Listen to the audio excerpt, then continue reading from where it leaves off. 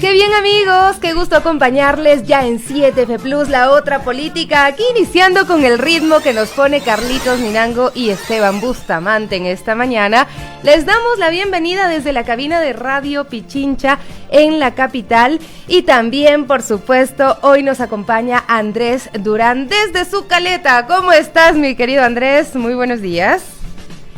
¿Cómo estás, querida Sofi, queridos amigos? Muy buen ritmo, oye, muy buen ritmo. Hoy le has dejado poner sí. La música a Estevitan Minango. Felicitaciones, felicitaciones. Así iniciamos con ánimo esta mañana. Y pues bueno, desde la caleta, como dices acá, amontonando todas las cosas para salir al aire y conversar un poquito sobre tópicos de interés. ¿Cómo estás tú en esta mañana? ¿Cuántas arepitas te quedaste? Bien, Cuéntame. Contenta, unita nomás, bueno, casi media, porque es que estoy queriendo hacer una media dieta que no me sale. Bueno, ya será para el próximo año. No funciona eso conmigo. Pero aquí estamos, contentos siempre, con energía positiva y pues listos para contarles de todo un poquito. ¿Cómo estás tú? ¿Cómo amaneciste? ¿Qué tal todo por tus barrios? Bien, en mis pagos está muy tranquilo, todo relax como debe de ser, y nada, esperando a que la jornada sea así de normal en esta mañana y tarde. Te cuento que ayer habíamos conversado contigo para preparar un programa especial a propósito de lo que está sucediendo en el ámbito del feminismo, en el ámbito de las mujeres, en el ámbito de la participación política y quizá en tópicos que no se abordan todos los días. Entonces hoy vamos a tener un programa entretenido, queridos amigos. Quédense en la sintonía de Radio Pichincha.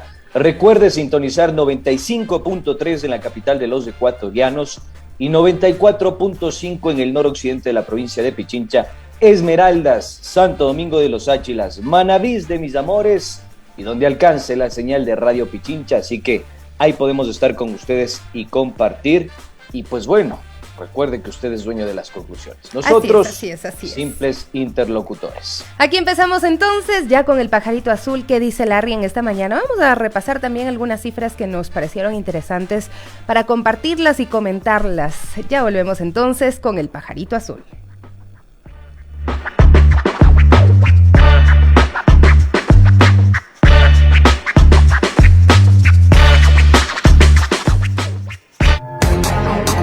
¿Qué dice Larry?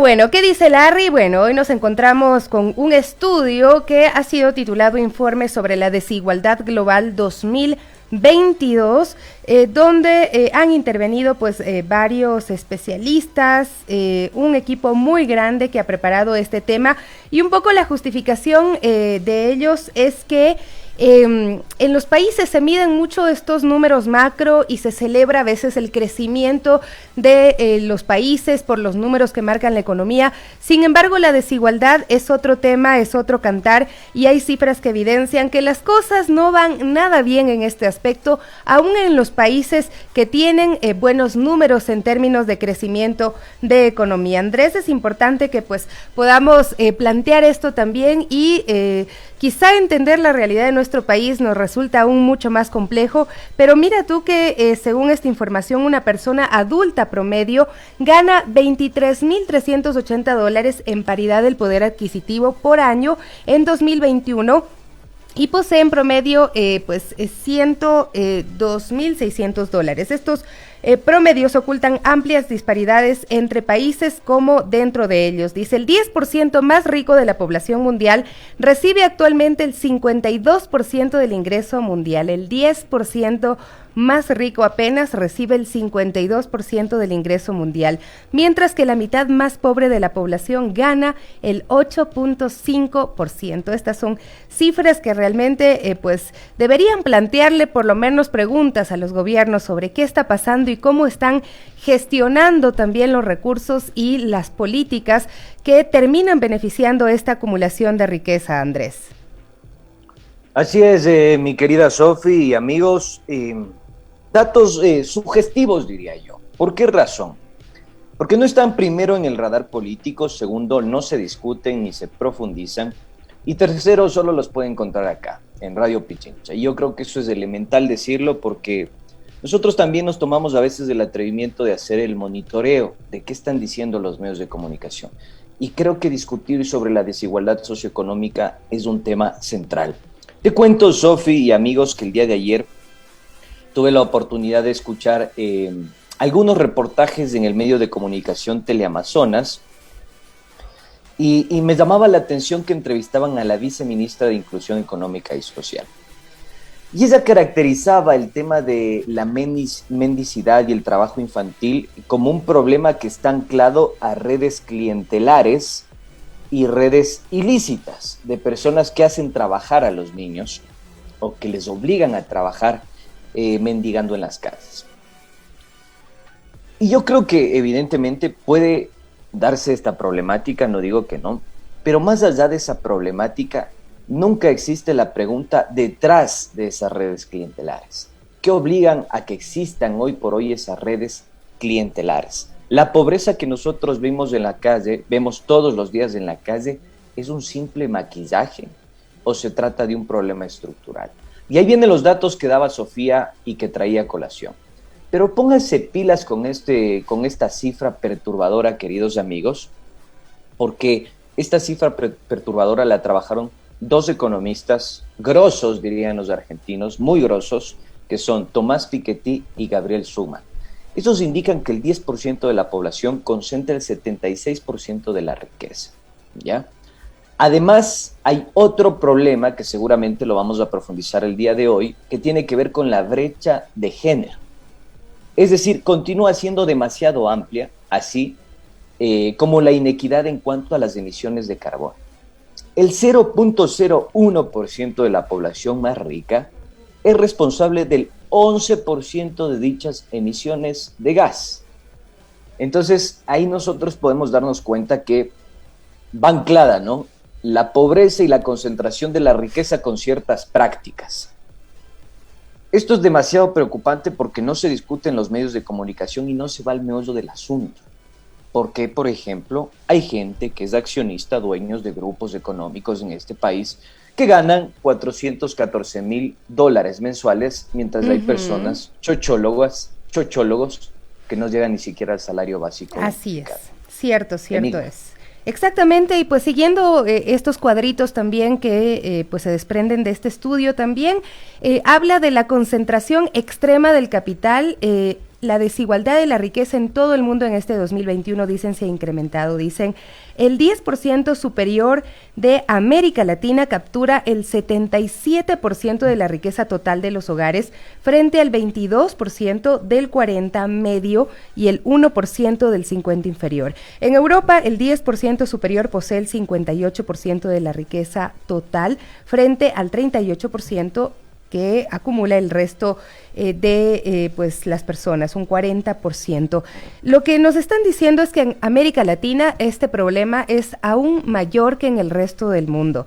La concentración de la riqueza y la desigualdad es aún mayor en nuestros países. Aquí en Ecuador, en países como Colombia, como Perú, cuando se habla de que en Colombia y en Perú es más fácil invertir, hay más posibilidades para la inversión, etcétera, también hay mayor explotación laboral, también las cifras de desigualdad son mayores, y esto es lo que no se dice, ¿no? Porque todos quieren ver cifras positivas de un conglomerado, cifras que incluyan lo que ganan los grandes exportadores y esos grandes grupos económicos, cuando eso no necesariamente significa que la gente esté bien, que haya bienestar en la población ecuatoriana. Entonces, ahí están esas cifras que no queríamos dejar pasar, que queríamos revisarlas con ustedes el día de hoy, pero también cuando se habla de que también la desigualdad global entre el ingreso promedio del 10% superior y el ingreso promedio del 50% inferior en tema de ingresos se duplicó con creces entre 1820 y 1910, de menos de 20 aproximadamente 40. y hoy por hoy pues sigue generándose esta desigualdad que se plantea además en el crecimiento de estas grandes fortunas y el empobrecimiento del resto de la población. Es decir, estamos repitiendo patrones y hay que decirlo, nosotros hemos analizado este crecimiento de la desigualdad se da cuando en países como Estados Unidos, seguidos por Europa, empiezan a quitarle los impuestos a las grandes fortunas y pues como que a desregularizar este tema, ¿no? Y luego pagan muy pocos impuestos y acumulan muchísima riqueza y mucho capital, Andrés. Tenemos un cuadrito más ya para cerrar pues esta revisión del estudio. Perfecto, Sofía. A ver, otro datito perturbador. Fíjense en esto, ya realizado por un informe del Laboratorio de las Desigualdades Mundiales. ¿Qué dice este Laboratorio de las Desigualdades Mundiales? Póngale atención y mucho cuidado. La riqueza de 520,000 personas, que componen el sector grupo del 0.01% de la población más adinerada, ha crecido en términos relativos este año, marcado por qué, por la efervescencia de los mercados financieros, hasta representar el 11% de la riqueza mundial. Increíble, ¿no? Increíble que se concentre de esa manera la riqueza y que no podamos hacer nada al respecto y que no esté dentro de las discusiones que debería estar en el espectro de la opinión pública. Pero ahí traemos esos datos a colación, queridos amigos, para que puedan ustedes discernir al respecto. Y lo otro es lo que ayer mencionábamos, ¿no? Que el patrimonio público de los países, la suma de todos los activos financieros y no financieros, en poder de los gobiernos cayó del 60% de la renta nacional en 1970 al menos 106% en 2020, solamente en el Reino Unido, y esta es la realidad que se replica en todos los países. Los privados han incrementado sus fortunas y el Estado, con ese cuento de que es mal administrador, no debe hacerse cargo de nada, pues ha cedido todo al sector privado que acumula el capital y luego concentra no solamente el capital, sino también el poder, y luego nos impone a las grandes mayorías, a las que no tenemos capital, lo que ellos quieran. Y esto pues lo vemos y lo sentimos en nuestro país y se siente a nivel mundial. Pero tú sí tienes capital, pues, Arepita, déjate de vainas. Claro que sí. Sí, eres dueña de Cañar prácticamente. Sí, ya quisiera. Ni la casita de la abuelita nos queda ya. Pero sí, por lo menos tenemos un buen corazón. Ese es el capital que tenemos. Mucho cariño para ustedes, amigos y amigas. ¿Qué más tenemos en el pajarito azul? ¿Qué más tenemos en el pajarito azul? A ver. Ustedes esto ya lo repasaron el día de ayer con el mismo asombro y con las mismas inquietudes que yo supongo al momento de escuchar, algo que se desprendió de una entrevista con Carlos Vera. Pero primero vamos a escuchar al señor Guillermo Lasso. Ayer en una entrevista dijo que ellos no habían pactado con UNES y así se refirió al tema. La Asamblea tiene las siguientes opciones: haberla aprobado, modificado o negado. La Asamblea no la aprobó, no la modificó, no la negó, por lo tanto entró por el Ministerio de la Ley. Eso no implica ningún acuerdo, ningún pacto con el correísmo. Bueno, esto fue lo que dijo después de todo lo que se ha manifestado cuando pasó esta reforma tributaria y por cómo pasó también, ¿no? Y cómo llegó a ser publicada en el registro oficial. Pero en una entrevista con el señor Carlos Vera, el asambleísta César Ron revela un poco de lo que fue ese día, esa votación y algunos detalles que quizá se nos pasaron de largo, Andrés. Escuchemos entonces. Al momento de votar, de la bancada de UNES, que son 49. Hoy 49 con Recalde, que lo salvaron que se unió, ayer. Eran 48, ok. Habían 3 que habían ya votado por abstención.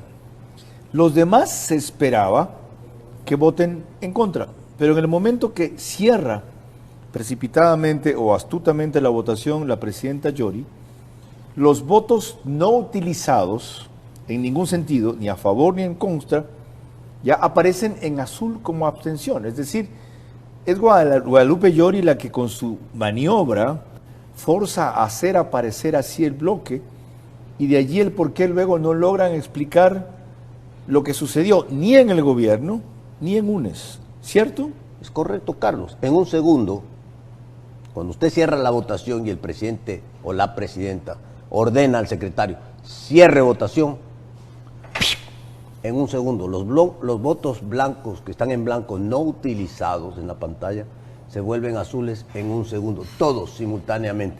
Eso es lo que ocurrió. Entonces, ¿sabe qué? Entonces, ¿quién facilitó el asunto? Le robaron los huevos al águila que estaba durmiendo. ¿Quién se los robó? No, la presidenta de la Asamblea. Ajá. ¿Por qué? Bueno, seguramente pues se dio cuenta que a través de esa figura podía salvar el proyecto del Ejecutivo. ¿Y por qué le interesa a ella salvar el proyecto del Ejecutivo? Eso hay que preguntarle a ella. ¿Usted qué cree? ¿Que está en la Asamblea y conoce la correlación de fuerzas? Bueno, el grupo de Pachacuti que lidera la presidenta de la Asamblea, porque hay otro grupo que es de disidencia de Pachacuti que se ha unido más a la votación de UNES, es un bloque que vota todo el tiempo con el gobierno. Bueno, ustedes ya lo analizaron ayer con más detenimiento, Andrés, así es que bueno, quisiera pedirte ahí que repases precisamente parte de ese análisis. Así es, mi querida Sofía, el día de ayer con el Chimi, Adrián Acosta, abordamos este tema. Tuvimos algunos comentarios al respecto, mucha interacción porque es algo que sale nuevamente a flote, ya estaba camuflada completamente este suceso de la reforma tributaria y se le había responsabilizado al movimiento UNES por dicha votación. Pero lo interesante que salta a la luz es lo que plantea César Ron. Entonces, yo les quiero leer, queridos amigos, póngale mucha atención y cuidado a este tema, porque les quiero leer lo que expresa tácitamente la Ley Orgánica de la Función Legislativa y qué es lo que sucedió con este tema. Porque acá llama profundamente la atención lo que dice César Ron, porque si ella dio la orden al secretario de la Función Legislativa de cerrar la votación y hacer el conteo, y esos cuadros cambiaron instantáneamente, entonces tiene una responsabilidad política la presidenta del Legislativo, pero también el secretario. Ya vamos a revisar la normativa. Verás, les voy a explicar.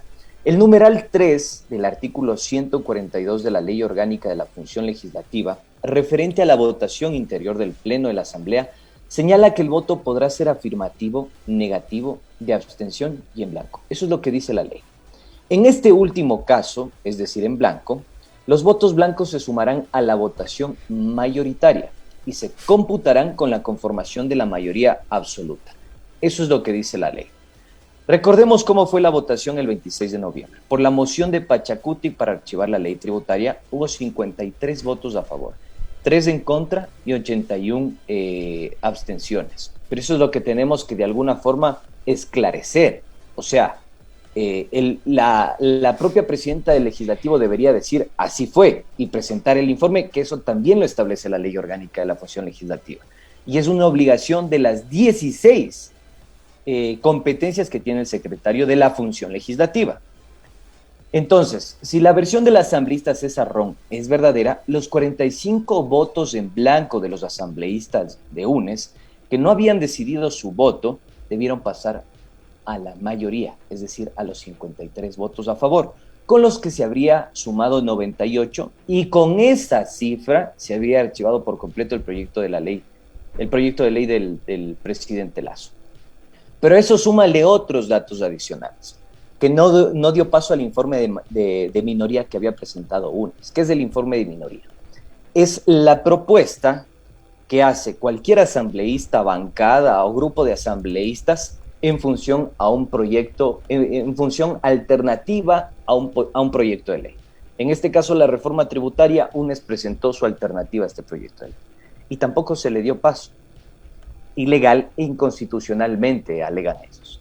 Entonces, esto llama muchísimo la atención porque si uno empieza a buscar más a fondo, se va a topar con testimonios, por ejemplo, como el del señor Salvador Quispe, Él el día de ayer Qué también duro. se pronunció Ujú.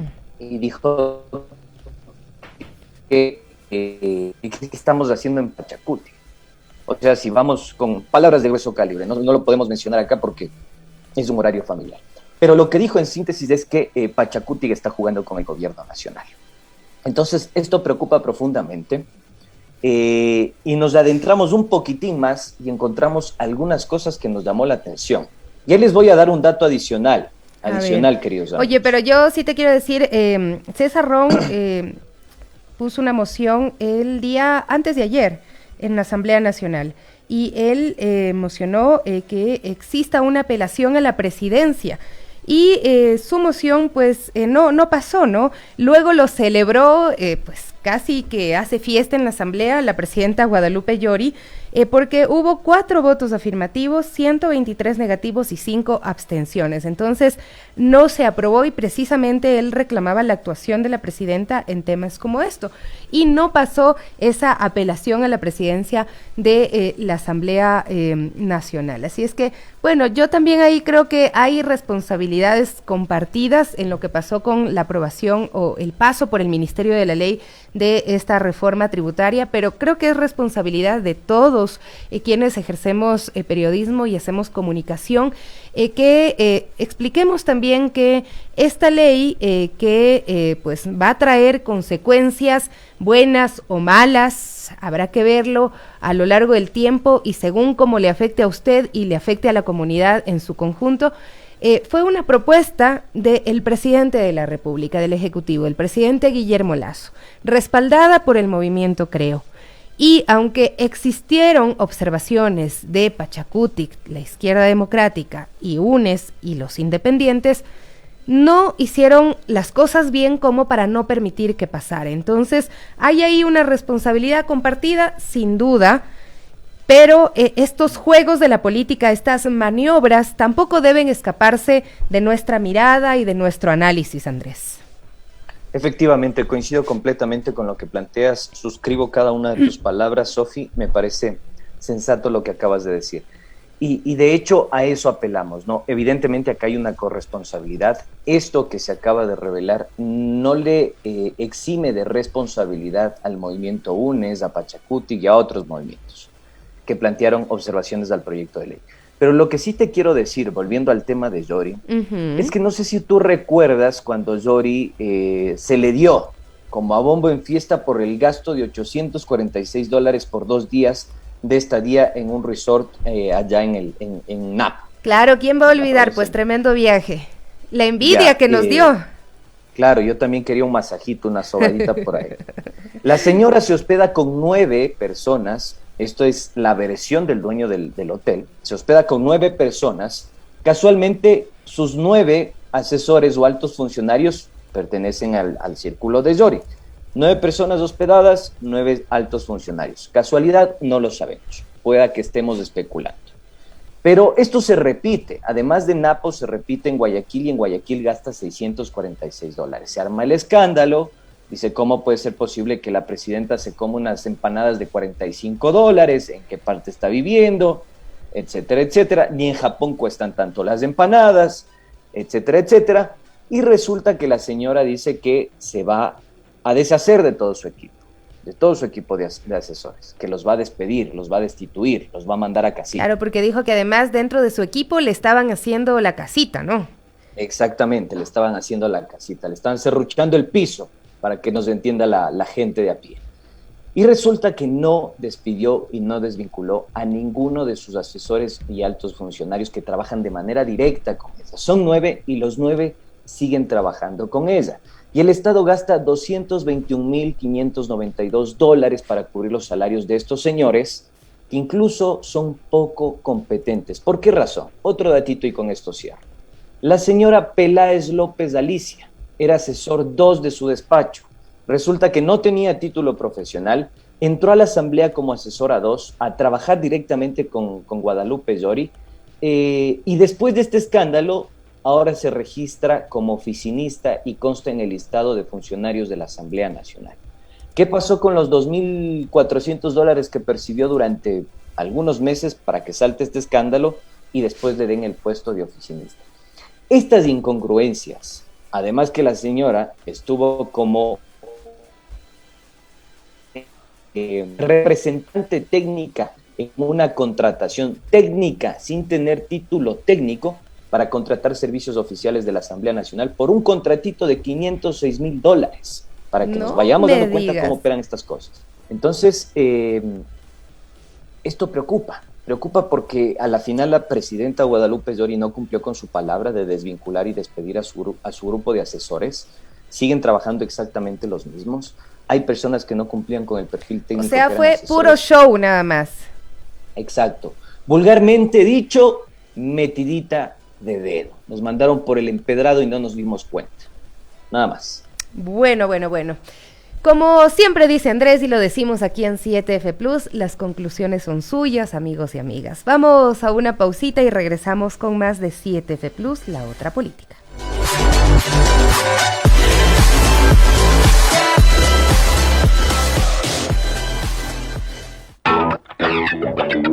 Volvemos en un momento. 7F Plus, la otra política. Inicio del espacio publicitario. Llegó la Expo Pichincha Vive la Navidad 2021. Así es, en la que participan nuestros emprendedores que ofrecen productos alimenticios procesados de alta calidad y certificados. También puedes encontrar ropa y mucho más. Pues allá voy. Ven tú también, del 10 al 12 de diciembre al Centro de Exposiciones Quito y apoya los emprendimientos de la provincia. Disfruta de los coros, grupos musicales, juegos para niños. Evento organizado por la Prefectura de Pichincha. En Andalucía entendemos lo que estamos pasando. Por eso te traemos el crédito único, con la tasa más baja del mercado, 9.99% anual, hasta $10,000. Esto sí es como caído del cielo.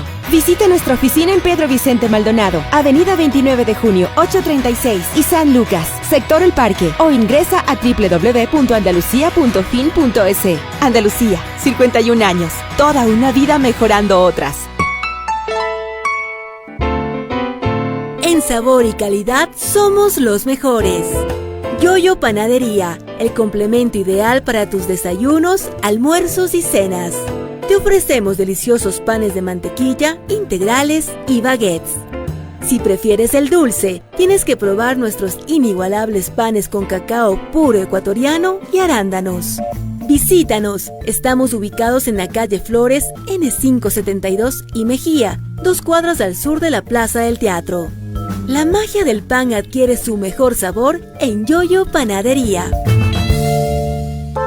Fin del espacio publicitario. Los sabores del mundo tienen memoria. Degustamos la historia que nos alimenta. Buscando Guayaba. Buscando Guayaba ando yo. ¿Cómo? Hola, soy Diego Albán. Te espero todos los lunes y jueves a las 11 de la mañana por Radio Pichincha.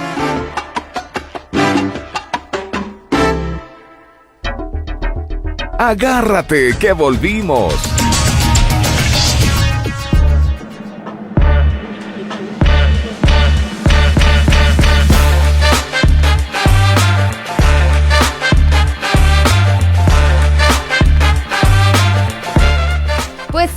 Pues sí, ya estamos de regreso con ustedes aquí en 7F Plus, la otra política, con ánimos porque hoy es viernes chiquito en esta semana corta. Pues sí, ya es jueves y mañana viernes. Jueves, no te desmandes. Acobardes. Jueves no hagas lo mismo que Gonzalo Plata. Uy.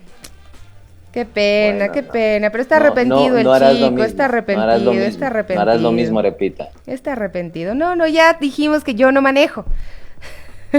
Bueno, por suerte, entonces ahí sí puedes pegarte. Y tampoco bebo, no, mentira, no, eso es mentira. Tampoco estamos aquí para mentirle a nuestra audiencia. 9:36 minutos, ya me pones nerviosa, Andrés, ¿qué pasó? Oye, bueno, este temita, para finalizar ya nuestro segmento, Larry, no queríamos dejar de repasarlo porque ayer se nos quedó, porque sí llamó mucho la atención que la Contraloría haya decidido archivar el expediente donde se investigaba la presunta participación del presidente Guillermo Lasso en el denominado caso Pandora Papers, y sobre todo, pues cuando habla de que Dakota del Sur no se considera un paraíso fiscal, y bueno, en parte tienen razón porque aquí el SRI no lo ha incluido dentro de la lista de países que funcionan como guaridas fiscales de territorios más bien, ¿no? Bueno, dentro de los Estados Unidos no lo ha incluido como estos territorios que funcionan como guaridas fiscales. Negligencia ahí quizá del Servicio de Rentas Internas, porque la discusión a nivel mundial es precisamente que Dakota del Sur es hoy por hoy uno de los sitios, uno de los lugares del mundo que se convierte en este agujero negro que empieza a captar todas estas fortunas que no se sabe de dónde vienen, algunas que sí tienen pues claro su origen, pero una gran parte de ellas de dónde también habrán salido sus dineros, y en todo caso la Contraloría dice no, por eso no, ya vamos a archivar más bien este informe sobre el presidente de la República, este examen especial para ver si cumplió el pacto ético al presentarse como candidato para la presidencia de la República. Y fue coincidentemente un ratito antes de que se tratara el tema en la Asamblea Nacional, que ya vimos pues cómo quedó la cosa, no hubo apoyo, es más, quienes estuvieron dentro de la comisión y tenían que sumar esfuerzos para investigar, para darle claridad al país, lo que hicieron fue un poco desmerecer el trabajo de los otros compañeros, como si ellos no hubieran estado dentro de esa misma comisión. Es un poco extraño, ¿no? Pero ahí el presidente Guillermo Lasso también salió, por supuesto, a celebrar esta noticia y dijo que cuando uno trabaja de forma transparente, la verdad siempre prevalece.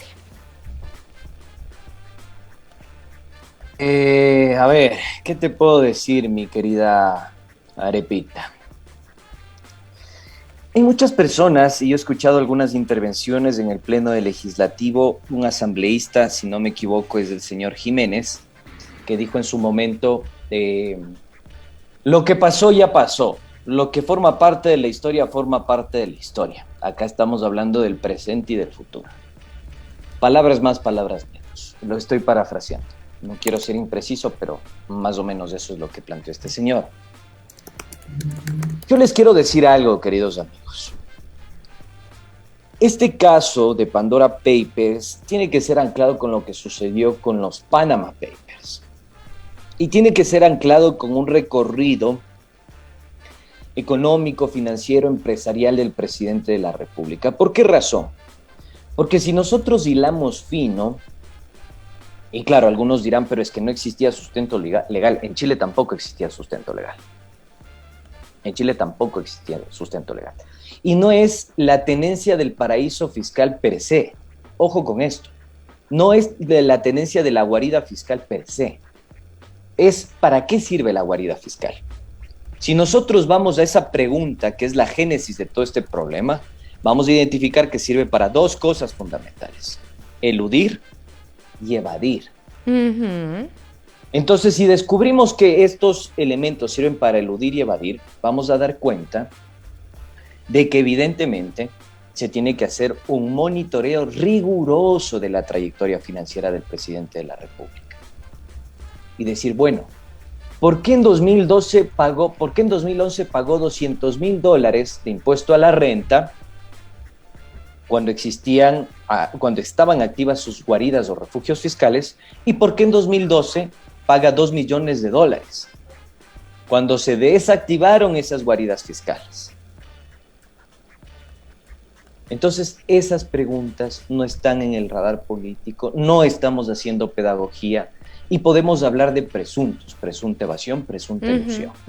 Así es. Porque para eso sirven las guaridas y refugios fiscales. Exactamente. Entonces, eso es lo preocupante, mi querida Sofía, más allá de que exista una consulta popular. Exactamente. Y esas preguntas no están en Hay que decirlo, porque sí, en el debate ya saquémosle al señor presidente de la República del debate sobre las guaridas fiscales. Pero creo que sí es responsabilidad de los ciudadanos de enterarnos de qué significan, de qué implican estas guaridas fiscales, de estos paraísos o refugios fiscales. en estos países o territorios que se caracterizan por escala o nula tributación, a que someten a determinadas personas o entidades que en dichas jurisdicciones pues se encuentran precisamente eso, un refugio para no pagar impuestos, para ocultarse a través de empresas fantasmas que puedan esconderlos, no sé de quién les querrá quitar el dinero, no sabemos, pero bueno, para eso sirven esas guaridas de esos refugios fiscales. Y mira tú que solamente para finalizar tenemos este tuit de Will Fitzgibbon, es un periodista del ISIC que forma parte del ISIC, dice coordinador en África. Y pues tenemos esto en su biografía, ¿no? Él dice lo siguiente con respecto a lo que la Contraloría hizo con esta investigación o examen especial al presidente de la República. Ecuador ha anunciado que no procederá con una investigación sobre el presidente Lasso provocada por los Pandora Papers de ISIC. Curiosamente, la decisión se basa en parte en la determinación de que Dakota del Sur no es un paraíso fiscal, lo apunta en letras mayúsculas. Perdón, ¿qué? ¿Me están tomando el pelo? Es lo que dice este periodista internacional que es parte de este consorcio que investigó y que puso sobre la mesa y ahora publicado también para que cada quien pueda indagar, sumergirse ahí en esos documentos y ver esas conexiones en los paraísos fiscales con la gente que tiene grandes fortunas y que decide no tributar en su propio país y sacar los dineros a estos agujeros fiscales. Así es, mi querida Sofi, pero bueno, es un tópico para seguir profundizando. Te cuento que ya tenemos conectada a nuestra invitada del día de hoy. No sé si te parece que si vamos ya con el que sabe, claro sabe. Claro que no, sí, sabes. Por favor, vamos con el que sabe, sabe.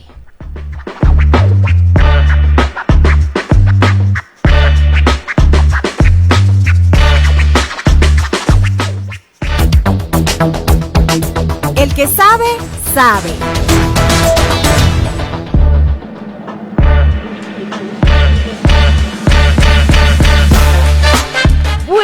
Bueno, estamos de regreso ya con nuestra invitada, nos acompaña Betty Tola. Ella es parte de esta iniciativa que ya tiene algún tiempo, es el acciones o la agenda para un gobierno feminista. Así es que nos hemos preguntado aquí en 7F Plus si eso realmente es posible y cómo se está construyendo. Betty, ¿cómo está? Perdón, me decían, a ver Andrés, por favor, si puedes presentar a nuestra invitada. Gracias, mi querida Sofi. Evidentemente no es Betty. Ya no la veo. ¿No la ves? No la veo. Todavía. No es Betty, es Verónica Silva. Ella es representante también de una iniciativa que nace Mujeres Construyendo Democracia, que es una iniciativa para construir una hoja de ruta hacia un gobierno feminista y un encuentro nacional que está realizando y que es apoyado por algunas organizaciones de mujeres que pretenden pues trazar algunas políticas públicas para que pueda el gobierno tomarlas en cuenta y sustentar la participación, sus derechos y entender la democracia desde un distinto punto de vista. Verónica, un gusto saludarte, no le tenemos todavía en pantalla, no sé si nos confirma producción si ya la tenemos, pero hola, Verónica está con nosotros. Sí, aquí estoy, muy buenos días. Andrés, gracias por la invitación, gracias a Pichincha Universal, un medio pues muy popular, no solo aquí en Quito, en nuestra provincia, sino a nivel nacional. Gracias por la invitación y claro, como tú lo dices, hoy un día tan importante, ¿no? Pues seguimos asumiendo que la democracia no se puede construir a espaldas de las mujeres y precisamente quisiera iniciar hoy esta entrevista diciendo que todas las mujeres, sí, las mujeres que hemos vivido, ¿no? Varios hechos donde no necesariamente hemos sentido ese respaldo del Estado, de las instituciones. Hoy le pedimos a la Asamblea Nacional que respete ese derecho a la vida por las miles de niñas violadas, no obligadas a ser madres, así que hoy nos sumamos a esa voz conjunta de todas esas organizaciones que han luchado tanto por esta ley y exigimos a la Asamblea que aprueben esta ley de interrupción voluntaria del embarazo, que sea una ley justa, reparadora para esas miles de mujeres. Y bueno, pues sin duda estamos en esta propuesta amplia, abierta, solidaria, y para decirle al país que aquí estamos las mujeres también con una agenda que le propone no solamente la integración de mujeres para seguir participando con voz propia y con una agenda también integradora, sino también con una propuesta de decirle al país que es posible entendernos entre hombres y mujeres para una vida y para un país más justo. Ahora mira... Bueno, queridos amigos, antes de darle paso a Sofi, permítanme un poco más del perfil de nuestra entrevistada. Ella es socióloga, tiene estudios de maestría y doctorado en ciencia política por la Universidad Nacional Autónoma de México, por la UNAM. Se ha especializado también en el análisis institucional, descentralización, municipalismo, regionalismo y desarrollo local. Así que creo que está completamente acreditada para hablar de la materia y pues bueno, la idea es que sigamos profundizando sobre cuáles son las iniciativas de esta organización para promover la participación de las mujeres y justamente estas desigualdades que operan sobre ellas. Querida Sofi. Sí, Verónica, yo tenía una inquietud, cómo se maneja el tema de esta agenda para un gobierno feminista. A mí me parece interesante porque he seguido muchos de los paneles, encuentros que han realizado con mujeres que tienen diferentes realidades y esto me parece que es muy importante. De hecho, ayer conversábamos con Andrés y yo repasaba una entrevista a una mujer que es famosa por su actuación en La Casa de Papel. No sé si le identificas, Alba Flores, famosa además por su frase que, claro, en otro contexto y que nos parece hasta graciosa cuando la escuchamos, cuando dice que empieza el matriarcado, pero ella en una entrevista dice algo muy, muy interesante, muy bonito, que a mí también me llama la atención y quiero preguntarte si es en esta línea en la que ustedes están trabajando, porque ella dice, no puede ser que el feminismo sea conseguir la paridad entre las clases más altas de la sociedad. Eso no es feminismo, dice. Bueno, utiliza una palabra un poquito más dura, pero ella dice un poco que le encantaría que empecemos a ahondar en lo que podría significar eso, ¿no? En lo que no es un patriarcado, que tiene que estar ligado a un movimiento más social de la vida y no tan capitalista. Creo que el patriarcado es un pilar fundamental del pensamiento y hay que revisar muy bien qué supone eso, no vayamos a caer en lo mismo, dice Alba Flores. ¿Qué te parece esto? No, totalmente de acuerdo, ¿no? Muchas veces cuando hablamos de la participación de la mujer, de estos logros sin duda históricos y memorables que han tenido muchas mujeres y que han ido abriendo brecha, lo que muchos feminismos plantean es que ese es un peldaño, ¿no? Ese es un paso, pero que tenemos que lograr, como bien lo comenta Alba en su entrevista, es lograr que la gran mayoría de mujeres podamos asumir también esos derechos que ya todas las constituciones, todas las leyes nos garantizan. Pero ¿qué es lo que pasa? ¿No? Que a veces cuando hablamos de mujeres, esa categoría puede ser tan amplia, ¿sí? Que lo hemos visto incluso en la política ecuatoriana, ¿no? Con que pongan a una mujer y si esa mujer es hermana, cuñada, prima, ¿no es cierto?, del dueño del partido, pues ya estamos haciendo nuestro respaldo con las mujeres. Y no es así, como bien tú lo mencionas, Sofi, el proceso de integración de las mujeres tiene que ser un proceso solidario, integrador, de lucha continua, de formación continua, que es lo que lamentablemente no tenemos. Entonces, cuando hablamos de participación de las mujeres, es claro, hablar desde qué luchas estamos proponiendo. Por ejemplo, la lucha que hoy se vive en el país, ¿no? La lucha por el aborto, por lo menos el aborto por violación, pero totalmente de acuerdo, porque es lo mismo que nos pasa, ¿no? Entonces, integramos a los indígenas, integramos a las comunidades negras, integramos a las mujeres, pero ¿desde dónde las integramos? No necesariamente desde esas necesidades. Y cuando vemos que las mujeres, pues, lo que nos atraviesa es una condición de desigualdad, de pobreza. Imagínate en el país nada más. Hoy en día, después de la pandemia, el sector más perjudicado seguimos siendo las mujeres. El 60% de las mujeres, de los empleados que han sido despedidos, el 60% somos mujeres. Muchas de las amigas que nos están escuchando seguramente no tienen trabajo, no tenemos acceso a créditos. Entonces, claro que no es solamente poner a una mujer para que nos represente, sino poner una agenda que de verdad integre esas necesidades de las mujeres en las políticas públicas y en las decisiones de nuestras instituciones. Yo las he visto conversando, integrando también a hombres en este diálogo con trabajadoras remuneradas del hogar, por ejemplo, las he visto conversando con mujeres con discapacidad. Es decir, ¿qué es lo que queremos que la sociedad entienda sobre cuánto nos está afectando la violencia de género, la desigualdad y el machismo que también nos atraviesa en nuestra sociedad?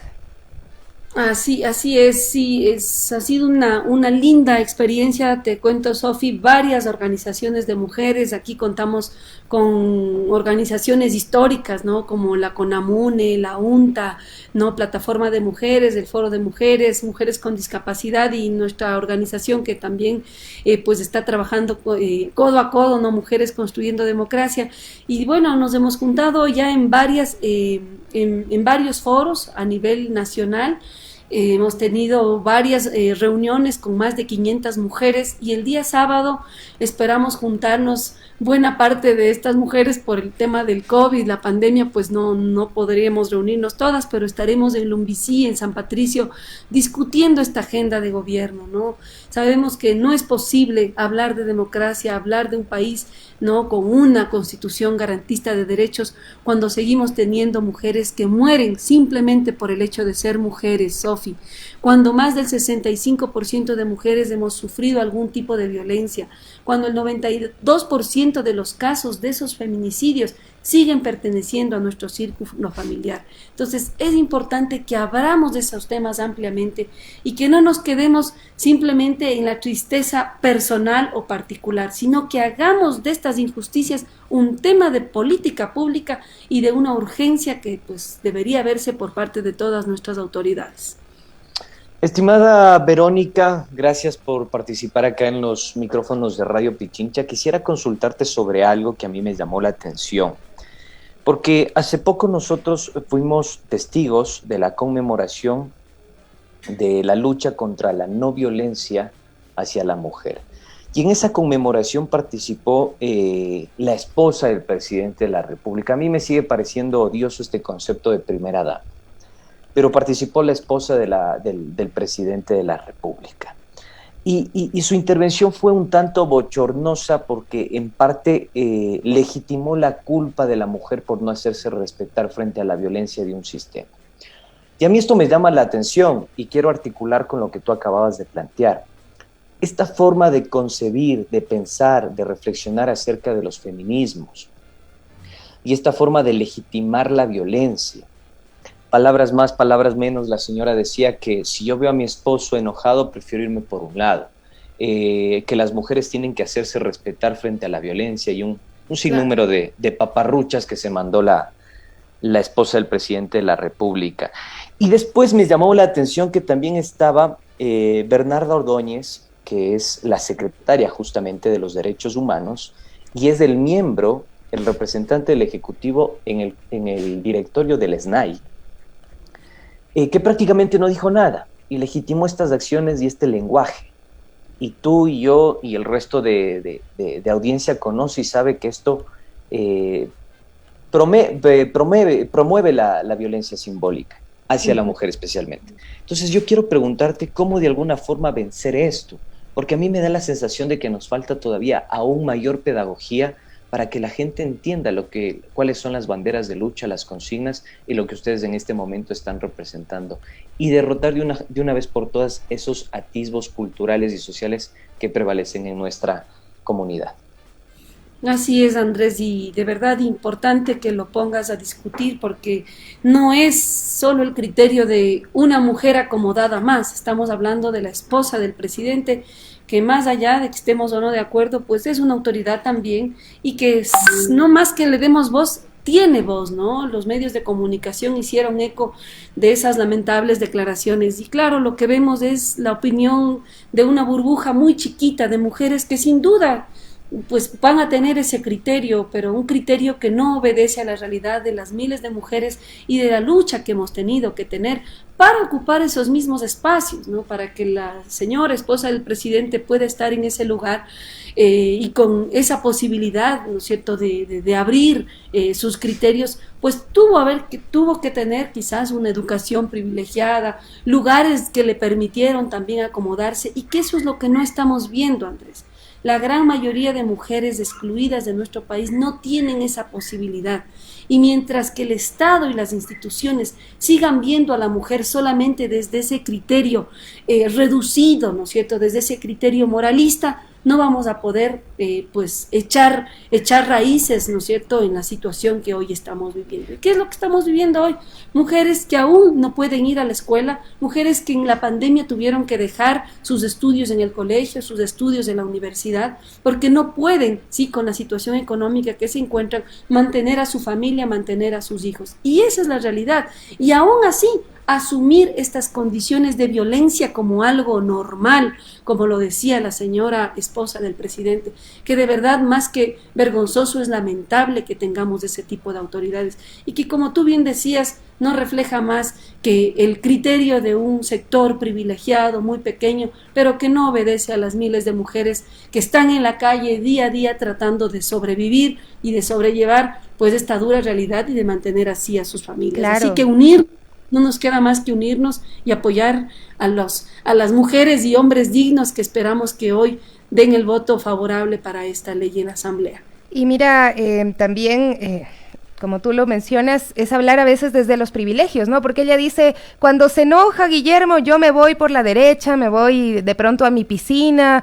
La mayoría de las personas, de las mujeres, de las familias que viven violencia, viven quizá en un cuarto de 4x4. ¿A dónde se van a ir? Por la izquierda, por la derecha, se van a topar en ese mismo momento con el agresor. Pero mira, que yo estaba revisando qué se está haciendo también en otros países, y también frente a lo que dice pues esta señora y la poca reacción de la secretaria de Derechos Humanos, uno se pregunta si es que en realidad ustedes tienen la esperanza o creen que o es factible que se pueda insertar dentro de las políticas públicas esta agenda de un gobierno feminista. Yo creo que es una cuestión de lucha constante, Sofi, ¿no? Lo hemos visto en nuestro país, poco a poco se han logrado cosas interesantes, ¿no? La misma ley en años anteriores ya aprobó 2 programas importantísimos, un programa precisamente para luchar en contra de la violencia de la mujer, y otro programa que apoyaba precisamente toda la información y la educación que deben tener las niñas y adolescentes en torno al embarazo adolescente. Pero mira lo importante de tener gente con lucidez al frente de las instituciones. ¿Qué hizo el gobierno anterior? Eliminó prácticamente el presupuesto de estos 2 programas. A partir de la eliminación de ese presupuesto, los embarazos adolescentes en el Ecuador se disparan. Entonces, ¿qué quiere decir esto? Que si no hay políticas públicas claras que les estén dando a estas mujeres opciones, lo que va a pasar es lo que está pasando ahora.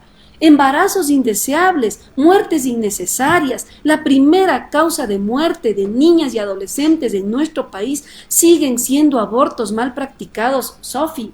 Es decir, que no es una cuestión solamente de que si tengo la posibilidad o no de abortar.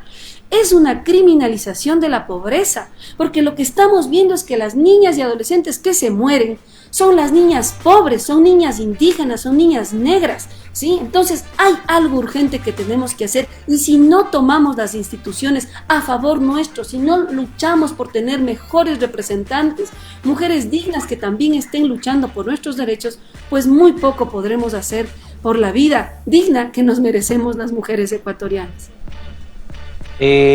Lamentablemente se nos queda el tiempo, me queda por ahí una interrogante flotando, pero seguramente vamos a tener una nueva oportunidad, Vero, para poder seguir profundizando sobre estos tópicos, porque hay ahora, me parece a mí, en el horizonte un tema muy claro: cómo seguir construyendo esta pedagogía y generando los consensos necesarios con el resto de la población. Pero será parte de una tarea pendiente que seguramente vamos a tener un próximo encuentro para seguir charlando, desmenuzando un tópico tan importante, la participación femenina, los derechos de la mujer y una sociedad más justa, equitativa e igualitaria. Solamente Muchas una gracias, cosita, estimada Verónica. antes que se nos vaya Vero, y tenemos 10 segundos. Por favor, ¿dónde pueden sumarse más mujeres a esta agenda que se está construyendo?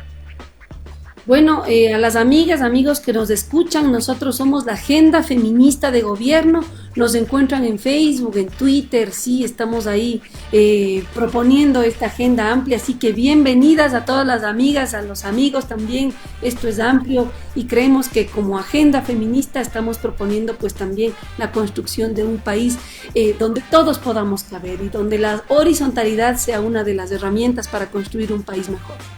Muchas gracias, Verónica Silva estuvo con nosotros, parte de la organización Mujeres Construyendo Democracia, y pues bueno, las conclusiones son suyas, queridos amigos, nos vemos el día de mañana para seguir desmenuzando y echándole leña al fuego. Así es, por favor, amigos, amigas, quiero decirles que mañana tendremos una invitada desde el Servicio de Rentas Internas, desde el área técnica, que va a resolver las inquietudes que tengan sobre cómo nos va a tocar pagar impuestos con la reforma tributaria. Amigos, el día de mañana estamos con eso, así es que déjenos sus inquietudes en las redes sociales. Ahora sí nos despedimos, chao, chao.